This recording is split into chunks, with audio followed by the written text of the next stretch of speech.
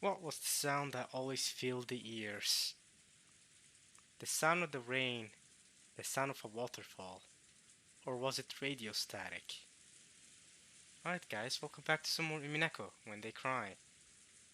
Last part, we had a bit of a wild part. Well, at the very least at the end there. We started off with George and Shannon, little wedding ring gift. But we kind of already saw it in episode 1. So it was very similar, except in this timeline. Oh, would you look at that? Shannon,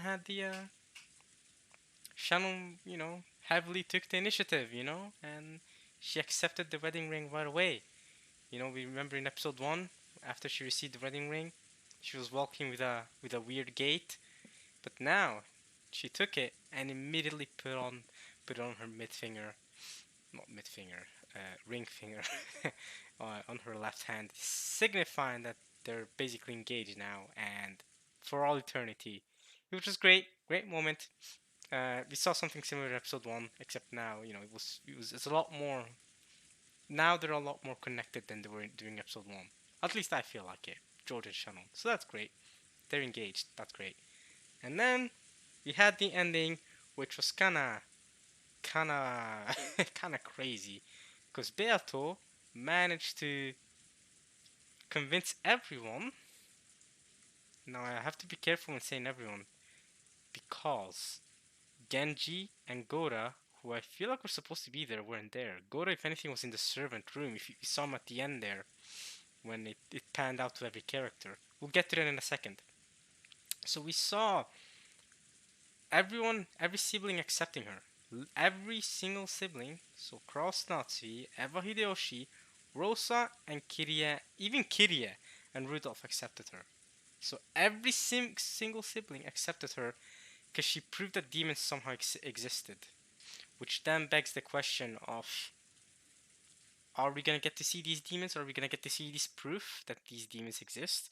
I mean, she could have just shown them as a magic trick similar to how she showed Battler a magic trick during the tea party, and that's why, like, this takes thing, and that's why they believe in her, or they've accepted her. Because even Kirie accepted her. But yeah, I don't know. It's mysterious. What did she do to them to make them believe in her like this? And otherwise, it also begs the question of if there are going to be any more characters involved, at the very least more directly than right now. Because, I mean, 19 characters is a lot, right? I mean, it's already a lot of characters, and they're all getting their own fill of development and characterization. We do need more cross characterization. Not because he's my favorite character or anything like that. He's no Rosa or Battler, of course. Those are my top right now. But it's more like I feel like Cross has had the least character so far out of everyone, right? We've had I feel like we've had more Nanjo than we've had Cross, man. We've had more Kumasawa than we've had Cross, or is that just me? I don't know. I just feel like we've been very devoid of Cross. We haven't seen much Cross, especially because he found the gold ingot during episode 1. I mean, surely he's got a big role to play, and being the eldest sibling, come on, he's gotta have some bigger role to play. I mean, maybe it's not his time to shine yet, because at the end of the day, it is the turn of the Golden Witch. Episode 2 title? Yeah, I'm funny. Okay, anyway, anything else that I need to mention regarding and yeah, so, yeah, about the all the characters thing. So, we already have a lot of characters to deal with, 19, so introducing new characters may, who knows if that's gonna be play. I mean, we've already been hinted that all the characters exist. Baron Castle hasn't done anything after the Anti-Human party, and then we have the Lambda Delta witch that Castle mentioned, but she hasn't made an appearance. She might make an appearance in a future Unhuman party. If we're gonna have an Unhuman party after this episode as well, then she might appear there. Who knows? We might get to see her. But yeah, those are the only real confirmed people. But witches at least, because now we have three witches that we know exist: Castle, Lambda Delta, and Beato. Those are the three witches we know of. And We don't know any other witches. We don't know if any of the demons, because I think there's over 70 demons or something, and Beato is friends or at least commands some of them. Um, and out of the humans, these are what we have. These are the humans we know of. Now, even on the human side, there's some characters, that we know of that exist, at least have been mentioned, that haven't shown up. For example, Lunon, right? Along with Shannon and Kanon, there's supposed to be a Lunon that's supposed to be working there with them. We haven't seen more from her. I'm pretty sure it was confirmed that she was female by Kanon, right? I'm pretty sure Kanon said she at some point, so she's female. Other than Lunon, we also have Jessie. I'm gonna call her Jessie for this context because Jessie's classmates in high school. What were those names again? Okay, one of them was Saku. I remember that because that's my friend's name, and then there's, well, you know, my prior acquaintance, I guess. I don't really, yeah, whatever. What was the memory to remember the other name? How did I, what was it? Fate? Fate Rin. Rin. Yep. So Jesse's classmates or friends were Rin and Saku.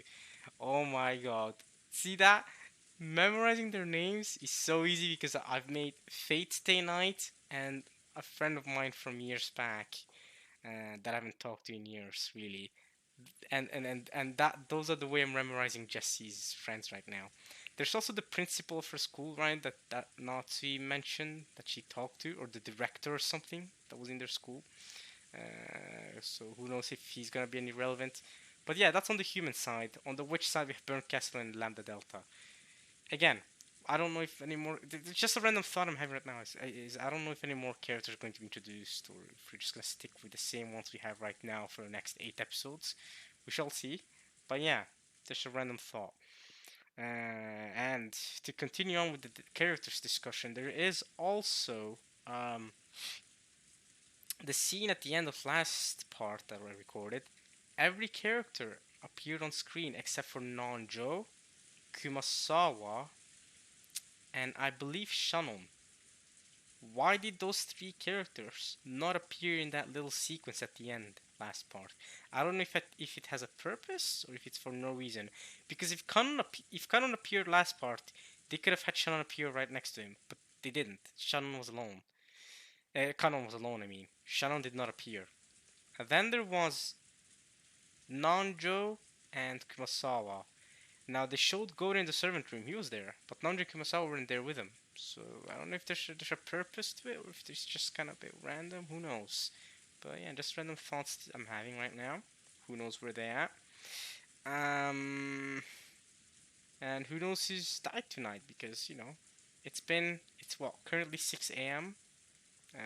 In the visual novel. So the night has passed. People may or may not have gone to sleep. But most of all, people may or may not have died. So excited to see what happens here. People are gonna wake up and see some dead bodies. I bet the ritual has started. Let's go. Let's see who died. Let's see what has happened. Let's get right down into it. So the sound always filled the ears. Rain, waterfall, or was it radio static? In that case, I want it to be the sound of blood flowing through the body. What the frick?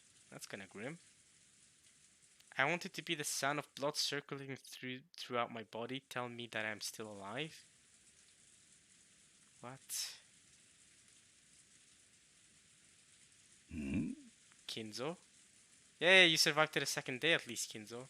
Well, to be fair, you did that. You also did that during episode 1. You did survive to the second day in episode 1, except you only survived for the duration of time Nazi visited you. And then next time we saw you, you were burnt alive, or at least burnt with because we saw your toes. So you were burnt in the boiler room, and your burnt body made a foul stench. 朝なのか。Is it morning? Have you been sleeping? Really?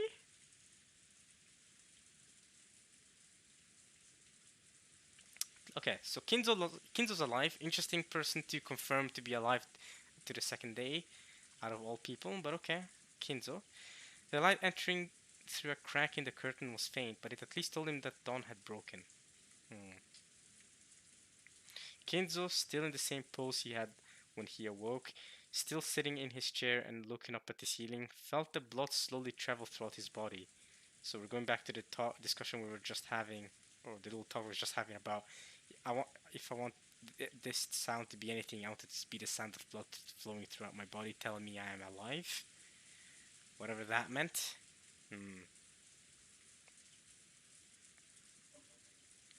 Judging by the clock, it was early morning, 6 on the dot.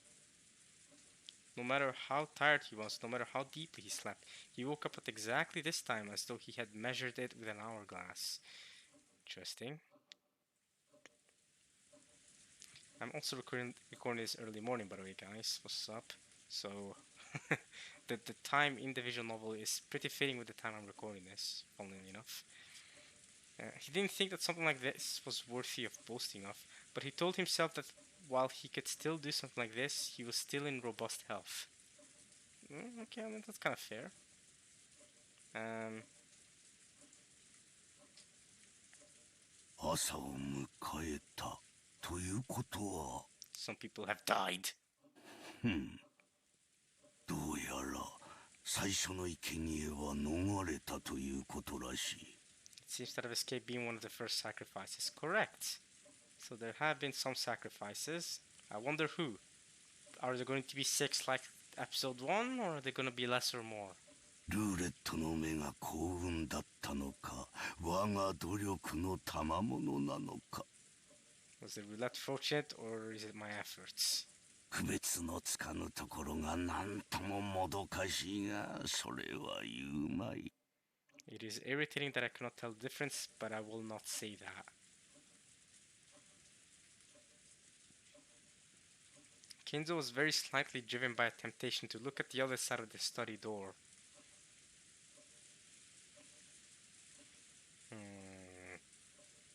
Interesting.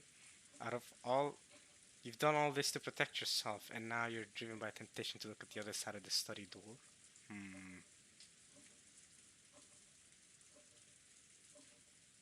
Because he thought that maybe he might find the traces of a vain struggle to break the door. Made by something trying to select him as one of the first 6 sacrifices. So it is first. So it is 6 sacrifices that are first. That's how it always goes, maybe. Is that what the epitaph said? That probably is around what the epitaph said. First 6 people die, then 2 will break apart, and then gouge the head, the stomach, the knees, the feet, whatever it was. The knees, I think. Oh, it was the thighs and the knees or something.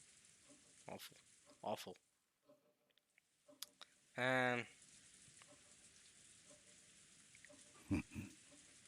人間とは安っぽい生き物だな。 Humans are cheap creatures. Well, you know what? Furniture is even cheaper. 人事を尽くして天命を待ちながら幸運を得られた時にはそれが単なる幸運ではなく己の技量によるものだったとうぬぼれたくもなる。 They claim to do their best and leave the rest to providence, but yet when they are given good fortune, they desire to flatter themselves that it arose not from simple luck, but from their own ability. Interesting. Interesting take, Kinzo. You're not completely wrong either. So he wanted to check whether there was a scratched mark on the door. To check whether it was his own efforts or whether it was just simple luck. Okay. That is only human. To be fair, Natsu is kind of both, where she survived because of her efforts, kind of putting this scorpion charm on her door. But she also survived by simple luck because she didn't know that would save her life.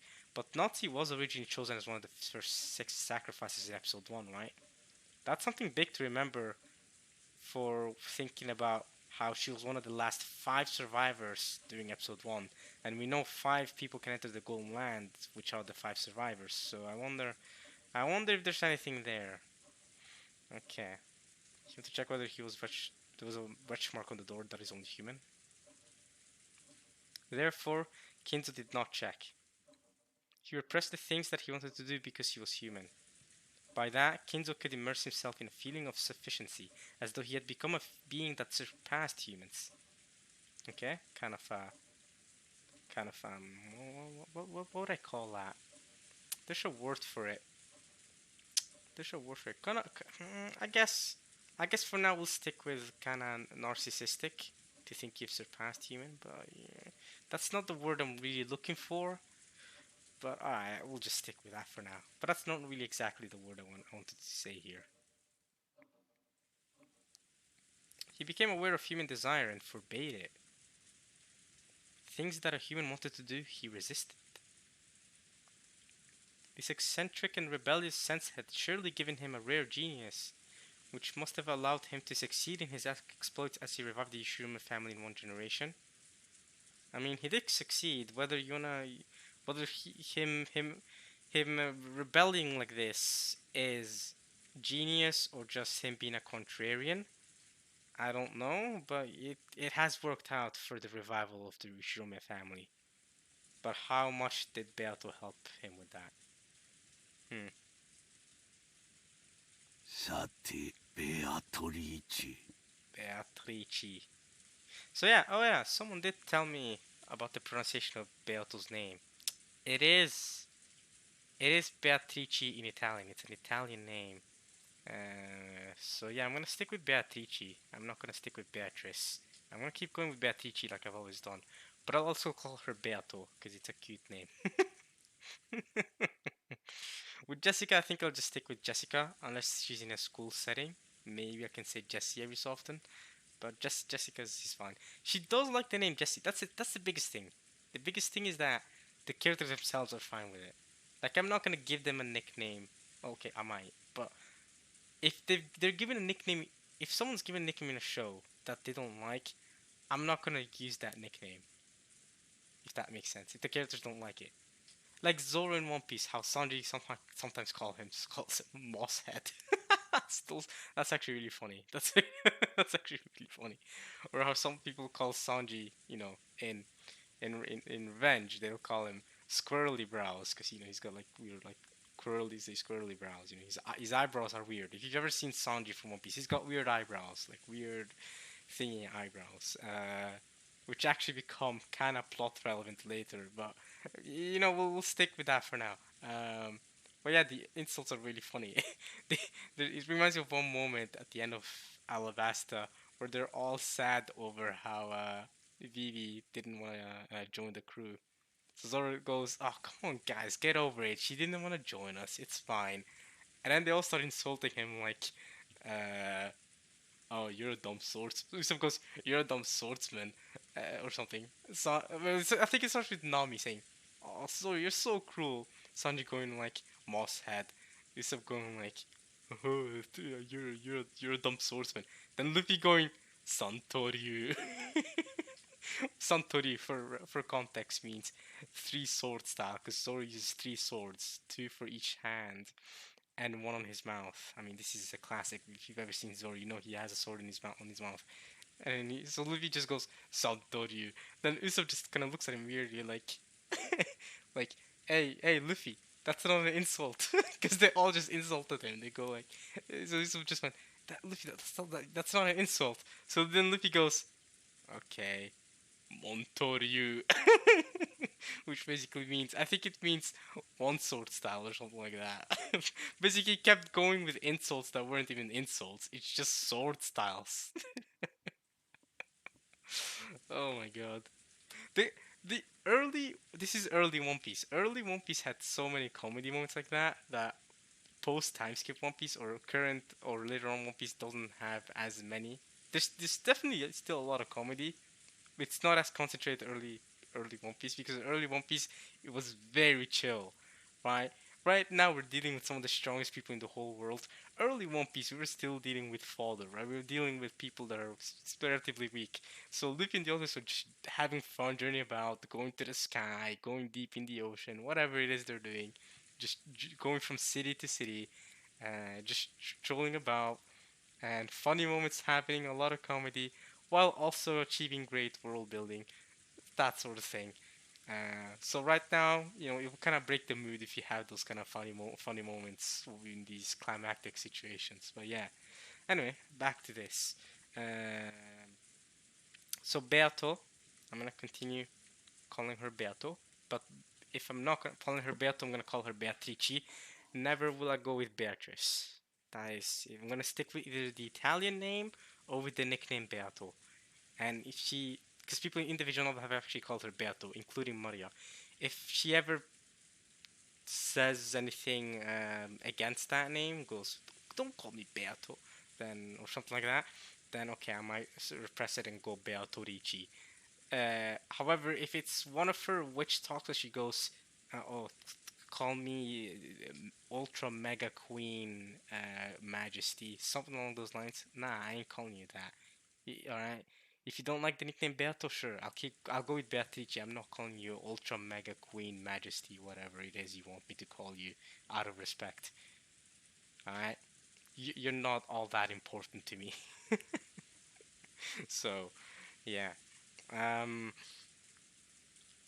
but yeah, Jessica actually likes the name Jessie because it reminds her of her high school life where she's not with her family that she dislikes. So at least I know for sure that she doesn't dislike being called Jessie. I'm still gonna stick with Jessica, and she doesn't mind that either because I mean it's still her name. So you know what I'm saying. All right. お前が取った6つの駒は何なのか What were the six pieces you took? Is she gonna be boring again and pick the six of the siblings? I mean, she could have picked six of them pretty easily, right? Picked off, let's see, Rudolph Kiria, um, Eva Hideyoshi, Cross Nazi. Boom, you got six. I doubt you chose Rosa, because she still has the letter she hasn't read. But I hope, at the very least, I hope not. Because during episode 1, she chose Rosa, and to me, she died too early. And I wanted to see more from Rosa in episode 1, but we didn't get to see it, so that kind of sucked. そして次なる手はどう来るのか And what will your next move be? 楽しませてもらうぞ Entertain me. 私の守りは完璧だ My defense is perfect, so just like the chess game, defense is the best offense now. 前回のような無様はさらさぬぞ What? Wait. Huh? So Kinzo here is saying, I will not shame myself like last time. Let's let him finish talking, then I'll comment on that. What the hell?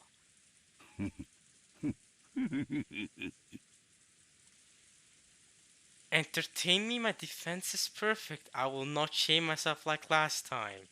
And then he chuckles. Nah. There's no way Kinzo's aware of the events of episode 1. Is he? Is Kinzo aware of what happened in episode 1? Like, even if he isn't aware of what happened in episode 1, even if he isn't, he's been in a game like this before. He's been in this ritual before, where she's taking people. What? I will not shame myself like last time? That's crazy. That's crazy. I mean, we can't really interpret much from this more than that, but that's kind of crazy. If he either. No, because if he's saying I will not shame myself like last time, that means he lost last time, which means he would be dead by now.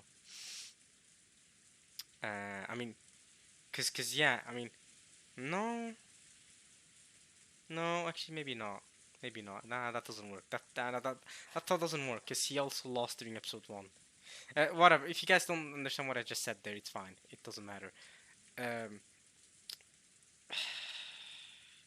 I don't know whether Kinzo's aware of what happened during episode 1 or whether he's gone through this ritual before.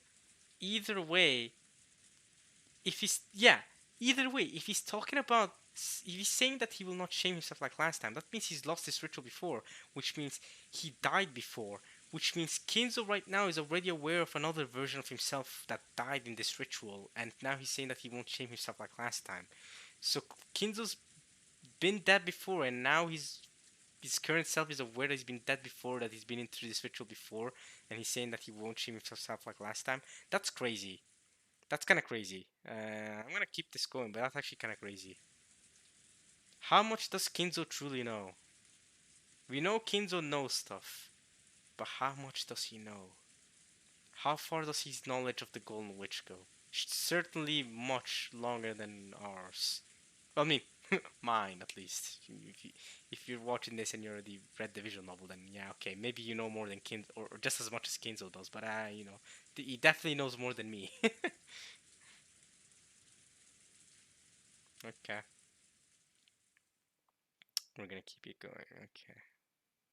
Oh, the servants woke early. Here we go. Which of the servants are currently alive? I'm guessing maybe Nandro and Kumasawa are dead. Nandro and Kumasawa. I know Nandro's not a servant, but I'm guessing he's dead too, along with Kumasawa. But we can find out. Let's see. They had to open the curtains, prepare breakfast, and complete various other tasks to welcome the guests to a new day. Here we go. Who's alive? Kanon? Goda's alive. Cool, because Goda did not make it through this first day last time, but he's now made it to the second day. I'll be completely honest, it does not matter to me. Gora was the most enthusiastic. Gora, no offense, but whether you died during the night or not, it does not. Unless your character becomes more interesting. Gora, I'm gonna have to apologize and say you dying tonight would not have mattered to me at all. But okay, you're alive. You've made it to the second day. Congrats, mate. Not many people can do that. Well, less less than 13, 12 people can do that. Less than 12. Less than 13. Less than 13. Sorry.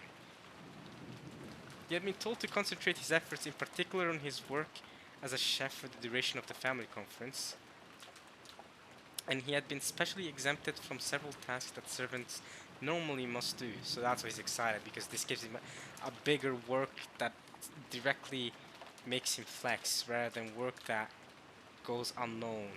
Reminds me of Spy Family. If you guys watch Spy Family, maybe not, but in the early episodes actually, it's mentioned how spies do work that the public will never know, but they do work that saves the entire world or whatever, right? But it'll never come to light because they're spies, right? They're basically the servants of the unknown, and that kind of thing is made me think about is made me think about how many people out there in the world that have really affected the world, or at least really done a lot of work to help the world in some way or another, but their name has never come to light because they're either spies or they've done something that hasn't really come to light. That sort of thing. How many of those people? 'Cause all those people deserve their credit, of course.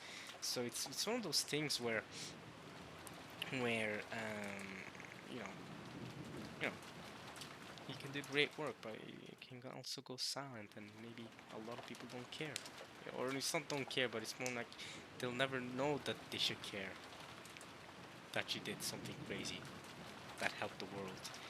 Um, so the servants here in the mansion may do a lot of crazy stuff, but they never get to flex it out to the the, the, the siblings and cousins visiting, because why are they gonna care that some random corner in on the other side of the mansion is clean? You know what I'm saying? But if Gora directly goes, "Hey, look at this food," then that's flex. It seemed that Gora, who was a show-off, had a particular feeling of supremacy about that. He left the preparations of the inside of the mansion to Genji and the rest, and worked on preparing breakfast in the kitchen.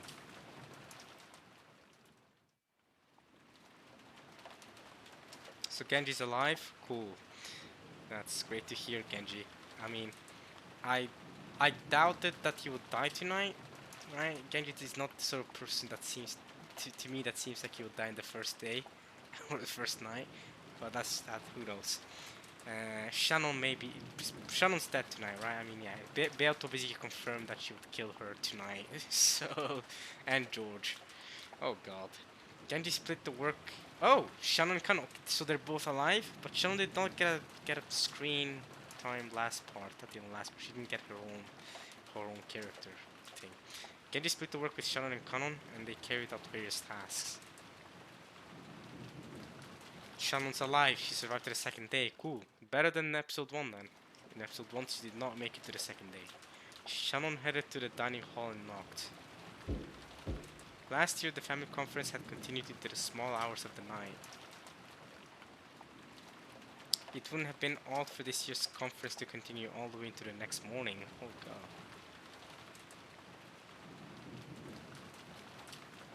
So she had knocked out of consideration for the possibility that they were still having a discussion inside.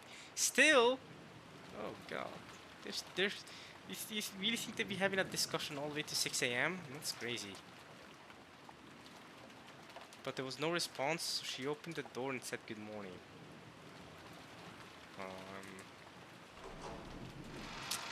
Now I'm thinking of Genji. She's in the dining hall. Now I'm thinking what they talked to Genji about, because you know, last night they invited Genji over because they wanted to ask him stuff.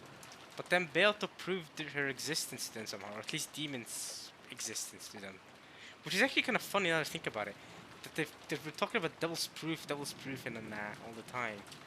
And then all of a sudden, she proves that demons exist to them. I'm interested. What did they question Genji about, and what did Beato do to convince them? There's a lot of mysteries right now still. Is anyone there? Okay, this is the dining hall. The room was cold, and it seemed that the conference had ended a long time before. Interesting. Okay, so some people are dead here. Are all of them dead here? I bet Shannon's about to enter and find some dead bodies. So let's see who's dying. Let's see. On top of the table, there was a tea set from which they had probably been drinking, arranged in a way that would make it easy to clean them up. Okay? Tea set. Tea set. Beato, tea party. Was she involved in that?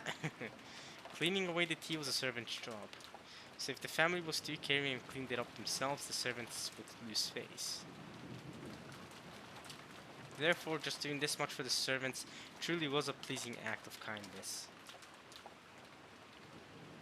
As she approached the table to clean it away, she noticed that something like a memo had been left along with the cups. Some sort of memo? Along with the cups? Interesting. It had been placed together with the tea set, so naturally thinking it was a memo for the servant cleaning it up, Shannon took it. Alright. Written on it was not a request, nor thanks for preparing the tea, but just a single word. A single word. Single word. Shannon looked at it blankly and read it out loud. What is it? Death or something? Something spooky. If Halloween? Ooh, that would be spooky. Chapel. That's where they were at last part. Right? That's where they were at. Hmm? Chapel. That's where they were at. Yeah. Okay, that's the word. Okay, interesting. That's the memo. Okay. A small sound kept repeating over and over. It was a sound that would ordinarily have been trivial and insignificant. I'm interested. Um. Hmm. Hmm. I'm thinking. Chapel. Last part. If you guys remember. If you guys remember from last part, we had. We had last part. We had. They were in a chapel that we've never seen before in this visual novel. Did Beato transport them to another realm, to that chapel? Similarly to how she transported Battler and the rest to the tea party in the purgatory world during the tea party, like I said. Did Beato do that here too? And maybe that helped her prove that she was a witch? Or that demons existed? I wonder. I wonder. A small sound kept repeating over and over. It was a sound that would ordinarily have been trivial and insignificant. So George is right. Another thing I need to mention. Another thing I need to mention that I'm actually. You guys are probably shocked that I haven't mentioned this right now. And I'm sorry. I have thought about it, but I didn't mention it. This is very important that I mention. Shannon is still alive. I don't think I have to tell you guys what that's important to mention. I don't think. Yeah. Because she accepted the ring from George. this could mean that George is possibly alive here too, because now we've gone to the guest house, as we just saw, right? We're going to the guest house. There's a possibility George is alive. There's a possibility he's dead too, but there's a possibility he's alive. And she did say who she was gonna split up the two who were close. That's the second Twilight. That's the rule of the second Twilight. So she's gonna split two who are close. But we know now for sure that that's not George and Shannon, because Shannon is alive. So we're gonna keep going with that in mind. Now, if you get to see George alive, she might have split up someone else. Just let's see who that is. Alright. And we know Kanon's alive, because Genji split up the work with Kanon and Shannon. It was mentioned. So, the two who are close that have been split up, probably not Kanon and Jessica.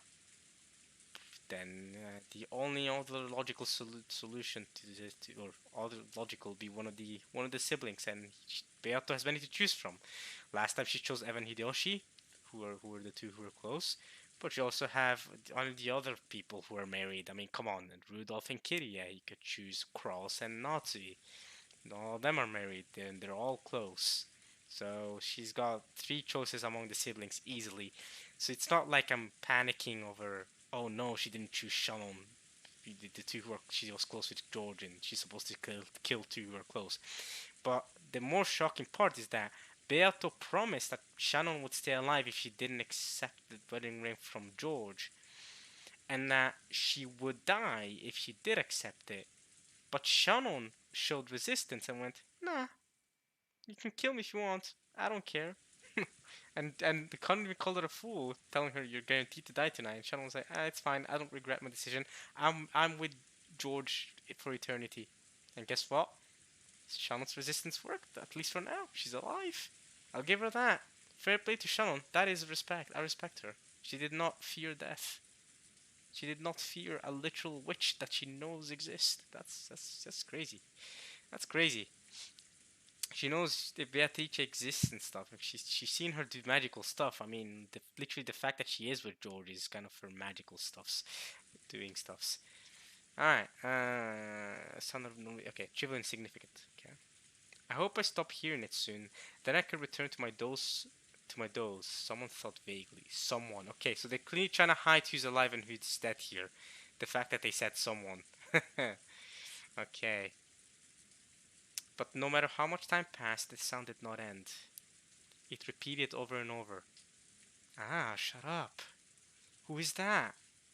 Banging on the door constantly. What? Is it Kanon? Is Kanon the one who's been split up to go to the guest house to wake the children up? Huh? As soon as she realized this, she woke up.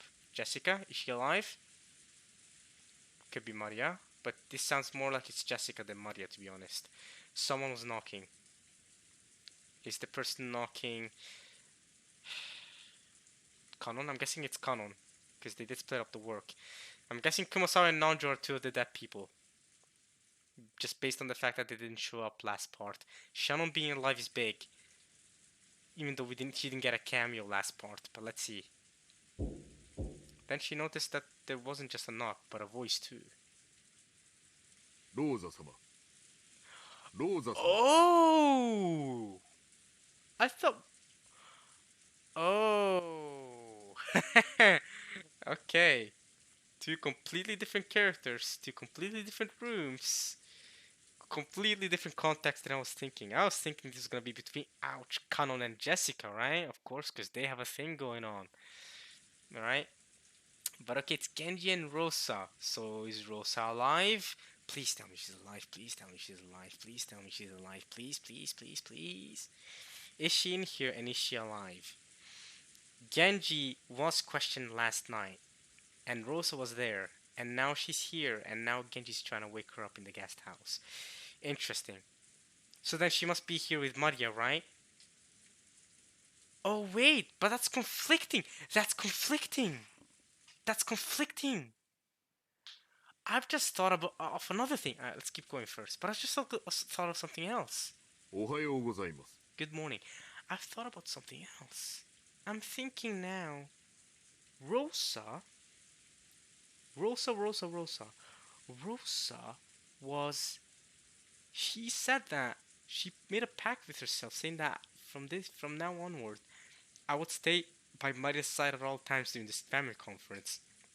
Immediately contradicted that when she was in the dining room. She's the one that led the initiative to have Maria and the rest leave the room to go back to the guest house so that they could question Genji and Gora about the witch.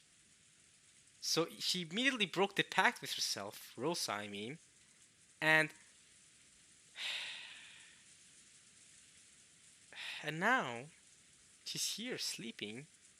But if she's not supposed to be, if her pact, if she still has any dignity for the pact she made with herself, then she should be sleeping with Maria, right? Correct? That would make the most sense if Rosa's sleeping with Maria right now, because so Maria should be here. Because or else that pact she made with herself is kind of useless. I mean, it's kind of really useless. I mean, because she already broke it by telling the rest of the cousins to leave the room. Because she said she was gonna be, her, literally herself. Physically, she was going to be with her at all times. She was not gonna leave her alone to meet some random witch, so or at least some random person. But let's see. Let's keep it going. 待って。 Good. She's alive. We heard her voice. She's alive. Good, good, good. Whew. Rosa, unlike during episode 1, survived to the second day. That's good. We get more Rosa. I'm happy about this. I'm happy about that. 今行きます。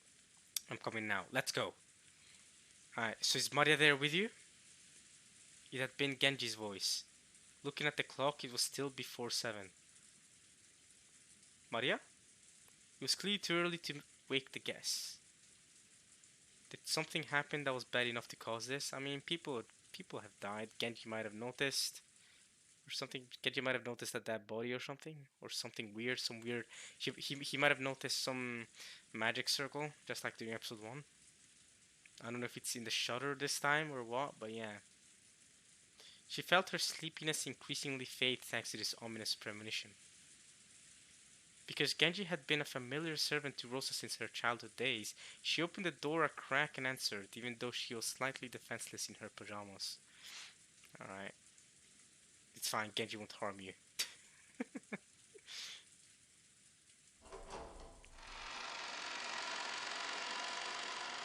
おはようございます。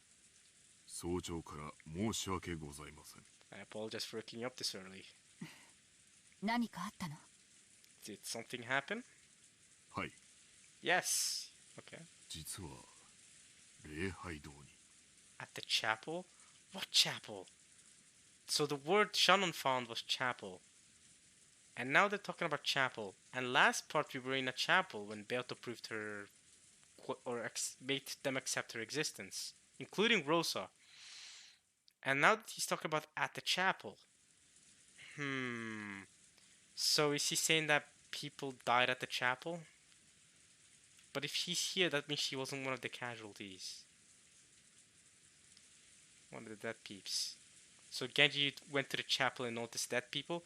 Or Shannon read chapel, visited the chapel somehow, wherever the chapel is. We don't even know where the chapel is. We don't even know if there's a chapel in the mansion or around in the island somewhere.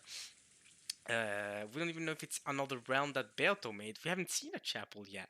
Other than the last part, we haven't. I don't know. I don't remember them mentioning a chapel ever in Rokkinjima. So, if it's not this other realm that Beato made, and it really is a place in the mansion, that means Shannon must have read the chapel in the memo. She must have gone to the chapel, noticed the dead bodies, told Genji about it. Genji's come here to tell Rosa about it because Rosa might be the only survivor. And that's where we'll find the 6 dead people. Genji spoke into Rosa's ear and told her something in a small voice. She's probably gonna be shocked of it that some dead people, right? It seemed that Rosa couldn't understand what she was being told after only hearing it once, and after repeating the words back to him several times, she finally realized that apparently something strange had happened. After repeating the words back to him several times. Okay. Rosa closed her door for a second, and after changing her clothes, she immediately accompanied Genji and they headed to the mansion. Okay.